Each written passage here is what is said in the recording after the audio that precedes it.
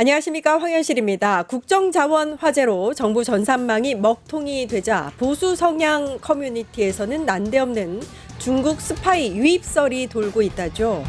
그런데 이 음모설에 국민의힘 나경원 의원이 중국인 입국을 막아야 한다면서 힘을 보태고 나섰습니다.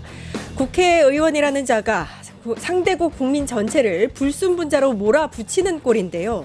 이런 구구적 발상은 국제적으로는 한국을 혐오 조장 국가로 만들고 국내 여러 사회 갈등과 차별을 키웁니다. 중국 관광객 유치에 나선 대구, 부산 등 지역 경제에도 찬물을 끼얹는 행위죠. 국민과 국가를 위기로 몰아넣고 얻고자 하는 것은 무엇입니까? 5선씩이나 돼서 부끄럽지 않습니까? 9월 29일 끝장 뉴스 시작합니다.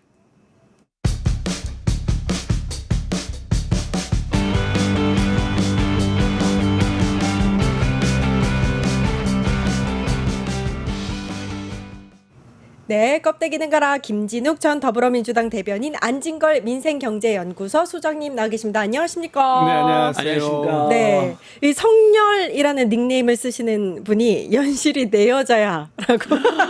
오메. 오, 네. 근데 왜 하필이면 성렬이에요? 성렬 말고 다른 걸로 바꿔주세요. 신영관님께서 연실이가 왜 네 여자야? 이건 갑자기 삼각관계가 되네요. 예, 그렇죠. 황현실 아나운서님 어필하려면 성렬은 안 되죠. 네, 성렬은 안 됩니다. 절대 안 됩니다. 예, 그리고 이렇게 이름 바꾸고 오세요. 소유욕에 기반한 표현도 안 됩니다.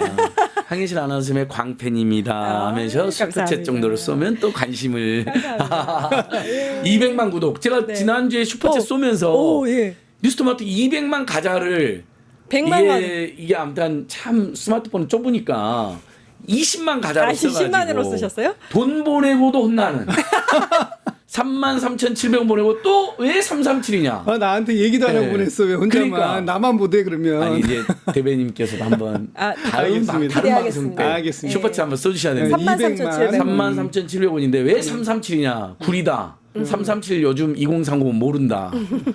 여러분 337 한때는 아주 유명한 응원 박수였습니다. 337 기억해 주십시오. 네, 알겠습니다. 같이 한번 칠까요? 다음 주에 한번 쏴주십시오. 예, 기대하겠습니다. 삐삐 때 337, 네. 337, 1004 많이 찍잖아요. 네, 힘내라 힘나라 힘내라. 천사님 뭐 이런. 이걸 알면 이제 그 나이가 삐삐 세대. 그렇죠. 네, 그렇습니다. 예. 인생 산망님께서도 황현실 아나 광팬입니다. 네. 오늘 아주 기분 좋게. 야, 오늘 좋습니다. 열심히 하겠습니다. 337 1004 황현실.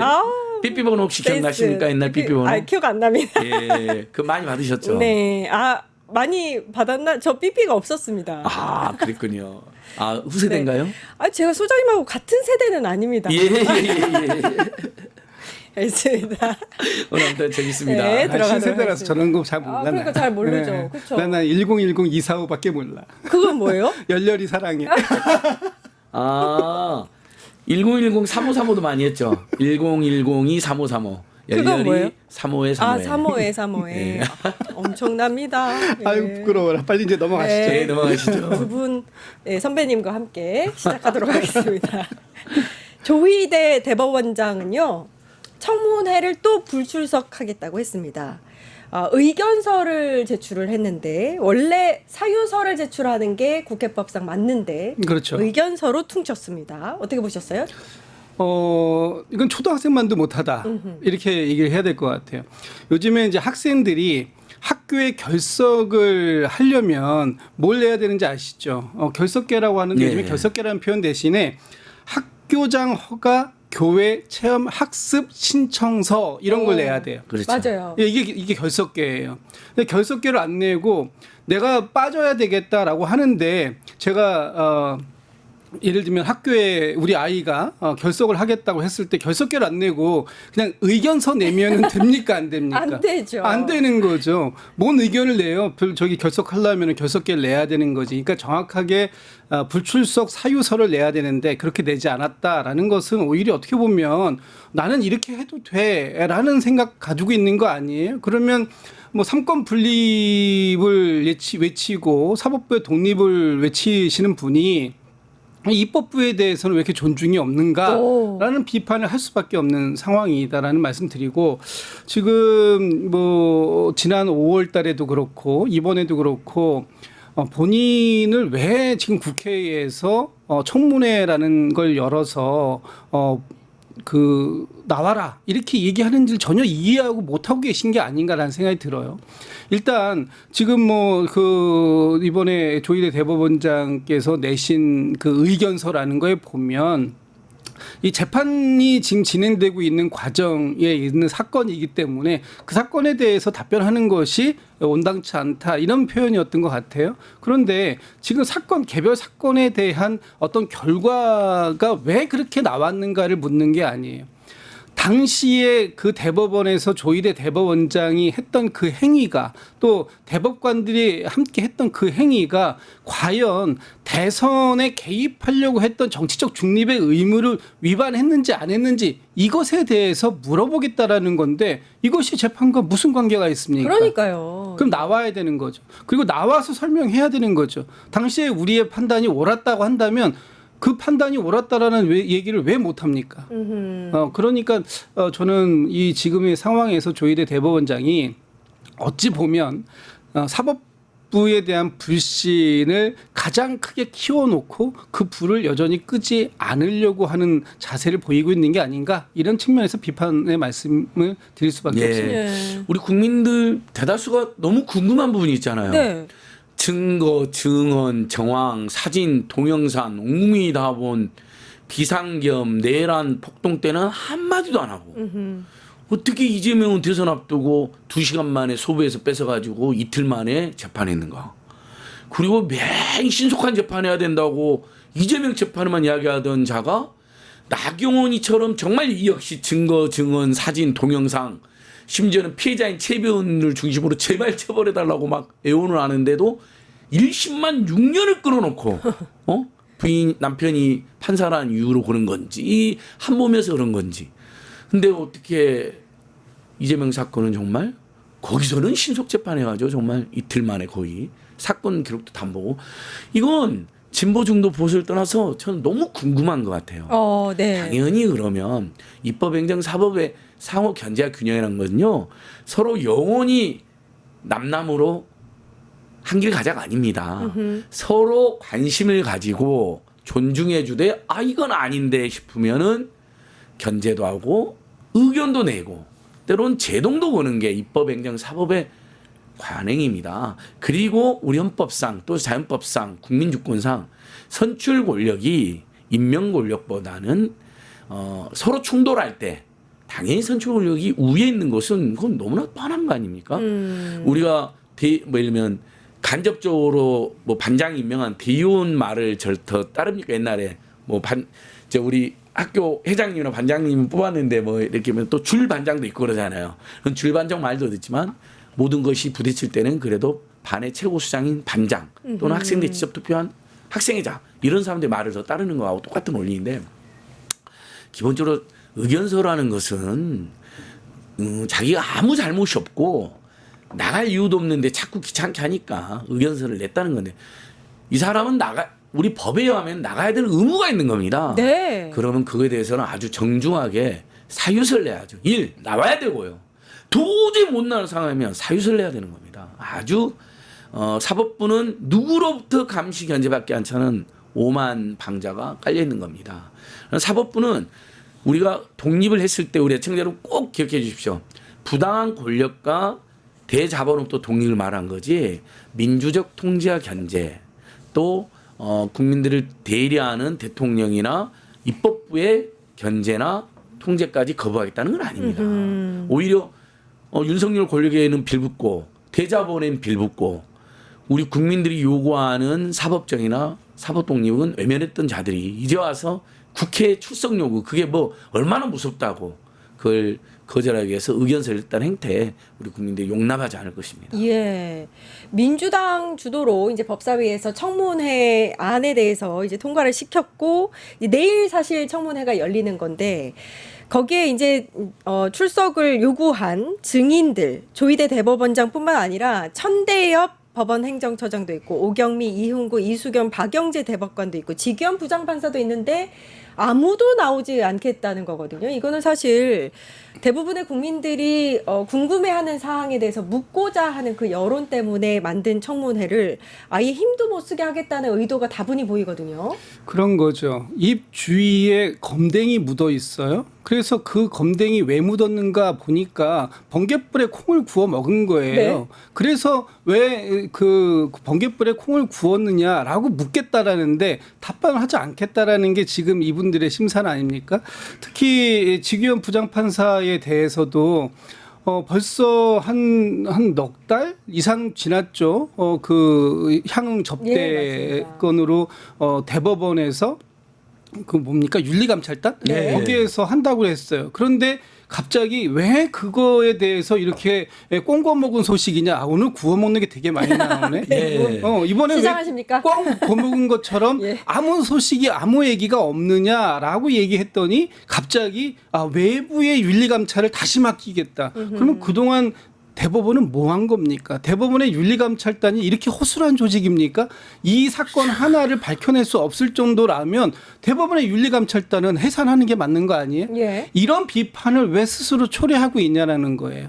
그래서 내일 뭐 나오든 안 나오든 다른 증인들도 있기 때문에 아마 이번 청문회는 진행이 될 겁니다만 안 나오면 안 나오는 사람들이 범인이다. 그러니까 예를 들어 그 지난번에 우리 이런 말이 있었잖아요. 특검을 피하는 자가 범인이다. 예. 이런 얘기 있듯이 청문회 피하는 자는 뭔가 뒤가 구린 게 있는 거 아니냐라고 국민들은 생각할 수밖에 없어요. 당당하면 나와서 본인의 했던 행위에 대해서 설명하면 되는데 그런 걸 안 했다? 그렇다면 뭔가 다른 상황이 예. 있는 거다. 이렇게 볼 수밖에 없는 거죠. 국회를 안 나온다는 건요. 국민을 개무시하겠다는 처사입니다. 간단합니다. 대통령도 취임식을 국회에서 했잖아요. 그건 왜 국회에서 하겠어요? 어쨌든 민의 정당, 대민주주의 핵심 상징 기관에 와서 취임식하고 그 말도 안 되는 이재명 죽에 동참했던 야당 대표들 다 불러다가 같이 밥 먹고 잘 모시겠다라고 어떻게 보면 와 저렇게까지 깍듯하게 대하나. 대통령도 그렇게 한 거예요. 최고 권력자인. 예. 그다음에 시정연설. 그 시정연설이 뭡니까? 시정해달라고 하는 연설이 아니에요. 아유 우리 정부가 이렇게 어려운 상태고 우리나라 이렇게 이런 상황이니 제발 예산안 좀 통과시켜 주십시오 하고 윤석열이는 국회에 안 나왔지만 이재명 대통령은 벌써 시정연설 또 하게 됩니다. 시정연설 한다는 게 뭡니까? 똑같아요. 와보면 국민의힘 어떻게 했어요? 야유 보내고 악수도 안 하고 박수도 안 치고 막 그러잖아요. 예. 그런 때로는 그런 수모와 물론 우리 야당 민주진보정도 야당 시절에 그 보수 대통령이 잘못하면 그렇게 했어요. 그 자체 나쁘지 않아요. 그럴 수 있어요. 근데 그런 때로는 어떻게 생각하면 수모와 모욕이잖아요. 박수도 안 치고 야유 보내고 뭐 외면하고 피켓팅하고 그래도 그걸 왜 합니까 대통령이 최고 권력자여도 온 국민한테 뽑힌 유일한 사람인데 그건 야당이다 하더라도 무조건 쓴소리를 하더라도 무조건 예. 존중하러 나오는 거고 예산을 통과시켜달라고 읍수하러 나오는 겁니다. 그렇게 되어 있어요 우리 헌법구조. 근데 도대체 대법원장 여러분 뭘로 견제가 됩니까? 저희랑 뭐 간담회를 한번 하기로 합니까? 저희가 투표를 하기로 했습니까? 국회를 나오기로 합니까? 근데 해서 뭐 검찰에 한 번이라도 이런 대법원이나 주요 판사들에 대해서 이번에도 여러 사건 나왔지만 제대로 수사를 하고 기소를 하기로 합니까? 모든 데서 완전히 장막에 가려가지고 예. 온갖 나쁜 짓을 해도 누구도 쓴소리 한번 전달할 수 없어요. 여러분 대법원장 만나본 적 있어요? 뭐 타운홀 미팅에 대통령은 지금 이 순간에도 하잖아요. 시장 다니고 그러면요 아무리 대통령이어도 쓴소리도 여기저기서 나와요. 예. 돌발 상황도 생겨요.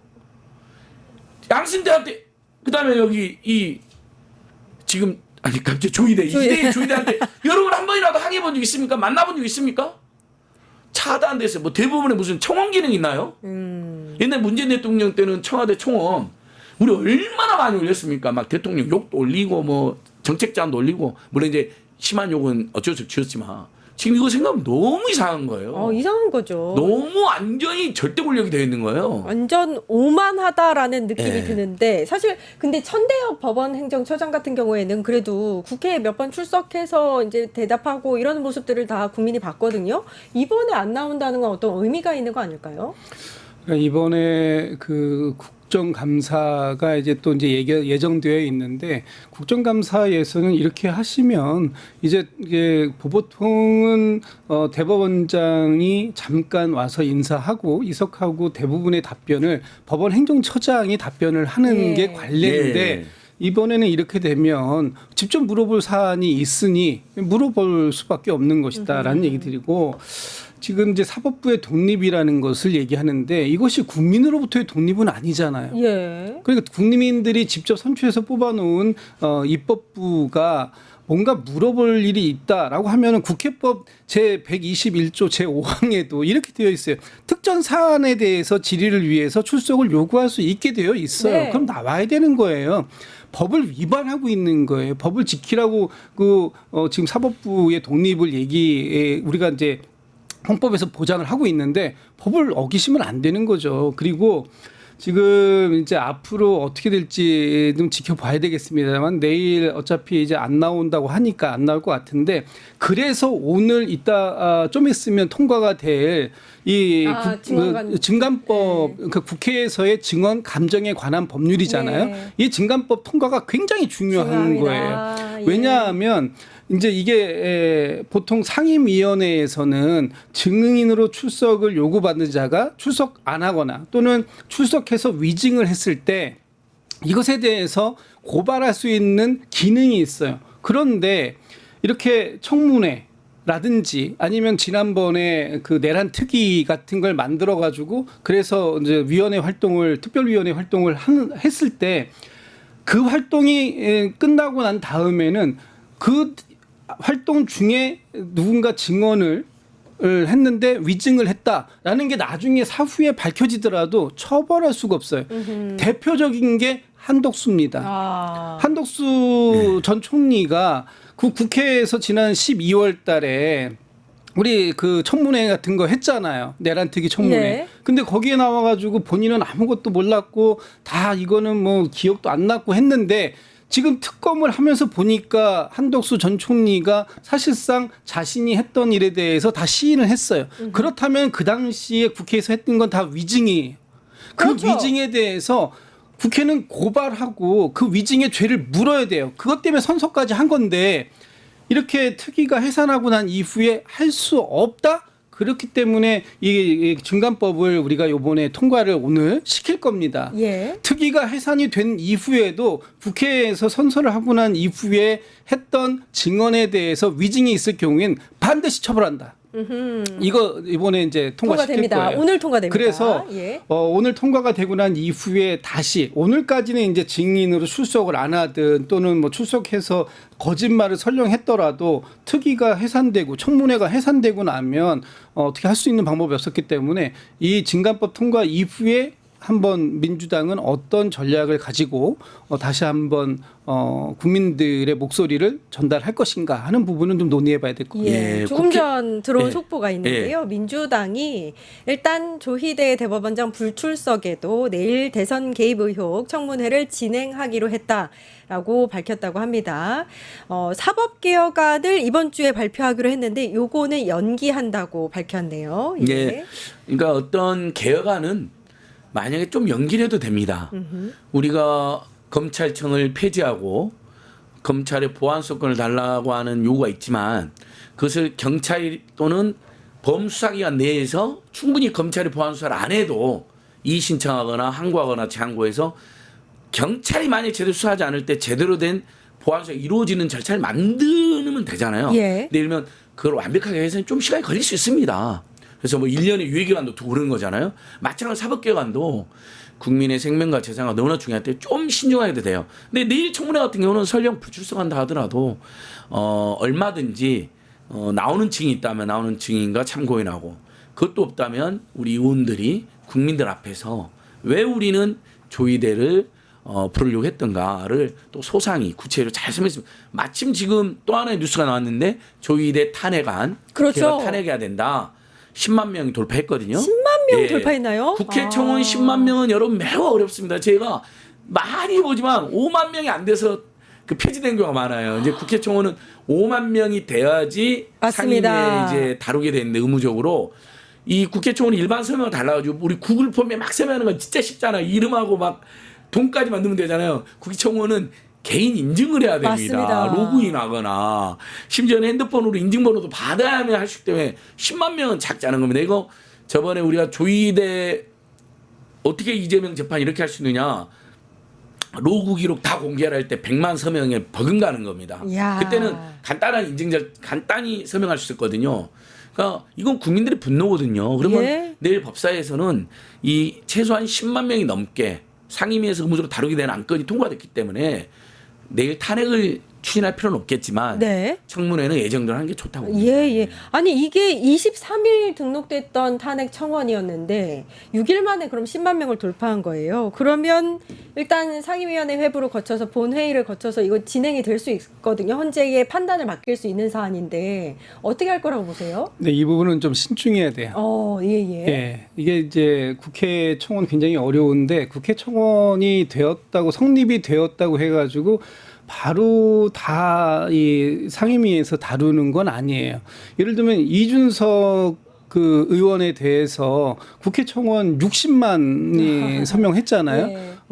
징계 청원인데 그렇다고 해서 지금 그 건이 다루어지고 있느냐라고 한다면 사실 그렇진 않기 때문에 이 조희대 대법원장에 대한 탄핵 청원이 있다 하더라도 물론 이제 앞으로 이걸 법사위에서 어떤 방식으로 다루어낼 것인가 하는 부분은 법사위 차원에서의 논의도 필요하고요. 또 더 중요한 거는 우리 원내 지도부, 당 지도부하고 이 부분에 대해서 신중하게 처리를 해야 됩니다.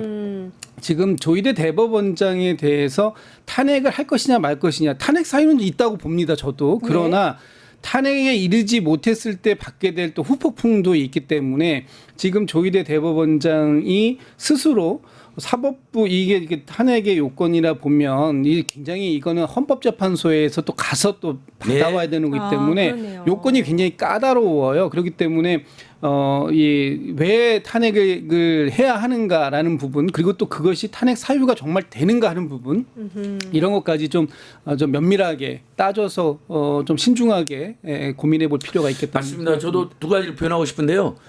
탄핵안이 10만 명이 통과됐다. 이제 법사위에서 의무로 다르게 되어 있다.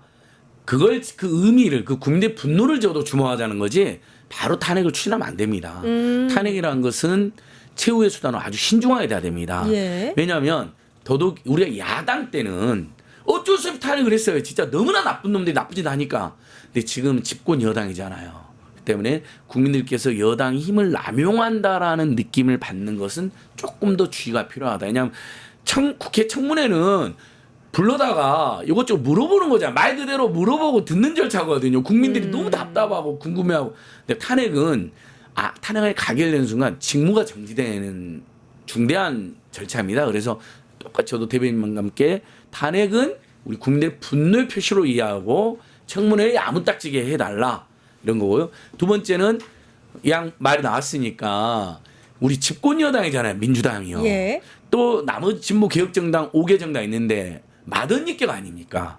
예를 들면 대법원장 청문회 같은 걸 준비하려면 당내 이견이 없이 잘 준비를 했어야죠.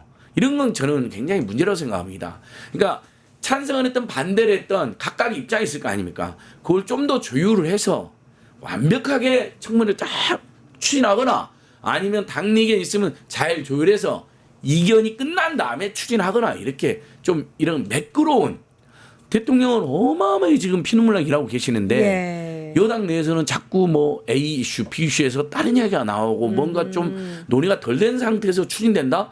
이런 것은 우리 국민들 대리 생각에 오늘 안 해도 되니까 내일이나 모레 조금 더 완벽하게 매끄럽게 해라는 요구가 더 많습니다. 예, 예. 요 점 좀 제가 짚어드리고 싶습니다. 이게 댓글에서는 일단 탄핵의 여론이 좀 높기는 합니다. 아유, 예, 그 두 분을 좀 신중 국민들의 마음은 똑같죠. 예, 예. 근데 일단 내일 청문회도 안 했는데 어떻게 바로 탄핵 합니까? 탄핵은 좀 더 전체적인 상황과 맥락을 보고 신중하게 네. 해도 괜찮습니다. 두군님이 사법부로 삼행시를 지어주셨는데 사적으로 법을 악용하여 부를 축제하는 부서가 사법부다. 야, 예, 이게 이렇게. 민심입니다. 민심 정말. 네. 유튜브 구독하고 실시간 채팅과 댓글을 남기시면 매일매일 7,000TTCO를 드립니다. 참여 방법은 통통물 어플을 다운로드하고 회원가입과 로그인을 해주세요. 마이페이지에서 나의 회원 고유 번호를 복사해주세요. 유튜브 구독 후 실시간 채팅이나 댓글창에 고유 번호를 한 번만 입력하면 준비 끝! 지금 유튜브 채팅과 댓글 쓰기 참여하고 7,000TTCO 받아가세요.